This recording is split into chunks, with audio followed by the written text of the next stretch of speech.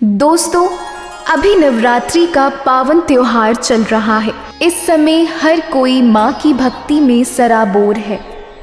धरती और आकाश माँ शेरावाली के जयकारों से गूंज रही है। नवरात्रि का पर्व भारतीय सनातन संस्कृति को सदा के लिए अपनी जड़ों से जोड़ने का कार्य करती है। ये हमारे भीतर शक्ति का संचार करके हमें कठिनाइयों का सामना करना सिखाती है। वीडियो में आगे बढ़ने से पहले अगर आप भी माँ शेरावाली के भक्त हैं तो कमेंट में जय माँ शेरावाली ज़रूर लिखें। हम सभी जानते हैं कि माँ दुर्गा के 9 रूप हैं। नवरात्रि के अलग अलग दिन माता के 9 रूपों की पूजा की जाती है।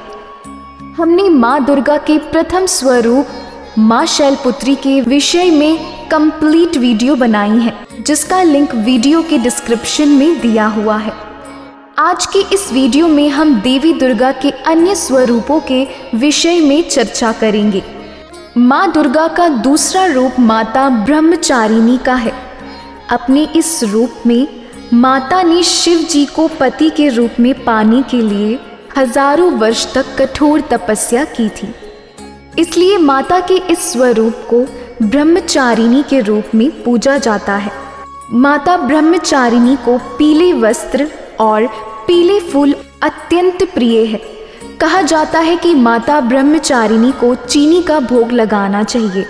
ब्रह्मचारिणी देवी की पूजा से कन्या को मनचाहे वर की प्राप्ति होती है। इनकी पूजा के बिना साधक को तपस्या का फल प्राप्त नहीं होता है। माँ दुर्गा के तीसरे स्वरूप को देवी चंद्रघंटा के नाम से जाना जाता है। इनका रंग स्वर्ण के समान चमकीला है। देवी चंद्रघंटा का वाहन सिंह है।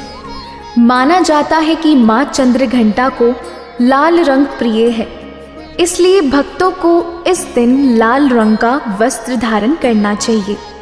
इस दिन माँ को दूध की खीर और दूध से बनी मिठाई का भोग लगाना चाहिए। माँ दुर्गा का चौथा स्वरूप देवी कुष्मांडा के नाम से जाना जाता है। कहा जाता है कि अपने इस स्वरूप में देवी दुर्गा ने पूरे ब्रह्मांड की उत्पत्ति की थी। माता कुष्मांडा के दिव्य स्वरूप को मालपुए का भोग लगाकर इसे प्रसाद के रूप में बांट देना चाहिए। माता कुष्मांडा अपनी भक्तों को अभय वरदान देती हैं।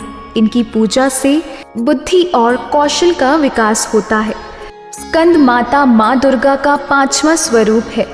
इस रूप में दानव तारकासुर का वध करने के लिए देवी दुर्गा और शिवजी के मिलन से कार्तिकेय का जन्म हुआ था। कार्तिकेय ने दानव तारकासुर का वध किया था। भगवान कार्तिकेय का दूसरा नाम स्कंद भी है, इसलिए माता के इस स्वरूप को स्कंद माता के नाम से जाना जाता है। माँ दुर्गा का छठा स्वरूप देवी कात्यायनी का है। ऋषि कात्यायन ने देवी दुर्गा की तपस्या कर उन्हें पुत्री के रूप में जन्म लेने की इच्छा जताई थी। तब देवी दुर्गा अपनी भक्तों को दिए हुए वरदान के कारण ऋषि कात्यायन के घर पुत्री के रूप में जन्म लिया था। इसलिए देवी दुर्गा के इस स्वरूप को माता कात्यायनी के नाम से जाना जाता है। माता कात्यायनी को पीले रंग के फूल और वस्त्र प्रिय है। माता कात्यायनी के पूजन से विवाह के योग बनते हैं, साथ ही भक्तों का वैवाहिक जीवन सुखमय रहता है। गंधर्व पर सवार माँ दुर्गा का 7वां स्वरूप देवी कालरात्रि के नाम से जाना जाता है। माता कालरात्रि शनि ग्रह को नियंत्रित कराती हैं। इनकी पूजन से शनि ग्रह का प्रभाव नष्ट हो जाता है। देवी कालरात्रि के भक्तों की कभी अकाल मृत्यु नहीं होती है। माँ कालरात्रि के स्वरूप से ही सभी सिद्धियाँ प्राप्त होती हैं। इसलिए तंत्र मंत्र करने वाले माता कालरात्रि की विशेष रूप से पूजा अर्चना करते हैं। नवरात्रि की 8वें दिन देवी महागौरी की पूजा की जाती है।